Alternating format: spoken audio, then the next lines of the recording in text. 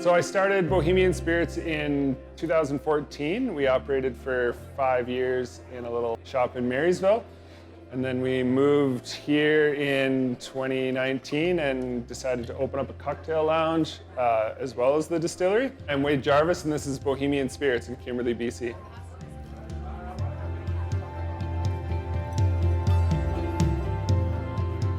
I originally came to the East Kootenays. I was a registered professional forester. I graduated in New Brunswick. I took a job in Canal Flats for Tembec, and then 2008, 2009 hit. I was laid off for about a year and started making liquor in the basement for a couple years and did that as a hobby. Always kind of looked into it as a business, but the rules weren't that great. Then the rules changed in 2013.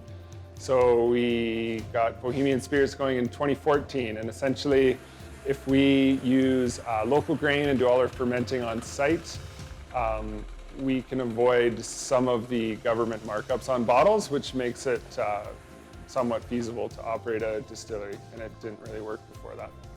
So we started off with our Vagabond vodka and our limited gin, the All Local Botanical Gin. When we'd been playing around with limited gin, which also has huckleberries in it, we noticed the color, like when we were soaking the botanicals in, like how beautifully pink it was with the huckleberries. So we did a pink gin and it took off. It's like 80% of what we do is make pink gin. I thought it was gonna be a seasonal product that we might sell the old farmer's market, but yeah, pink gin's a lot of what we do. Our whiskeys, we have a few liqueurs that we really only sell here.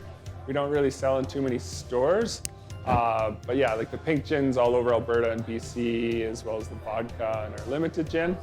The whiskey, we just don't do enough whiskey to really get it into stores. I guess we're selfishly keeping the whiskey for ourselves, for our own cocktail bar and bottle sales here. This has been a new thing. I've never worked in hospitality before. Like I said, I was a forester that got laid off and started making alcohol. Never worked as a server or bartender, but got lucky, hired some good servers and some good bartenders and learned from them. And I was just dumb enough to want another challenge, so I opened this and it's been good. Yeah, we came in here and we were starting to think of a cocktail lounge, and the city redid the creek out front, the flume, so we asked the guy that owned it, Brian, if it was for sale, and he said yes.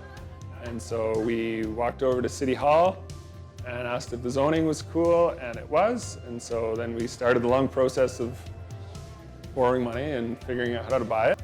Community Futures was great. They helped out with the process, the steps that they had, and just the fact that they actually loaned money to us, because they were, yeah, banks weren't that keen on us at the start. I guess it's risky, so I get it. They're used to dealing with people like me at the startup phase, so they were, yeah, they were great to deal with. They were really helpful. They understood the basics. I didn't have to, I didn't have to have a business degree to apply for a loan with them. Yeah, it's been awesome.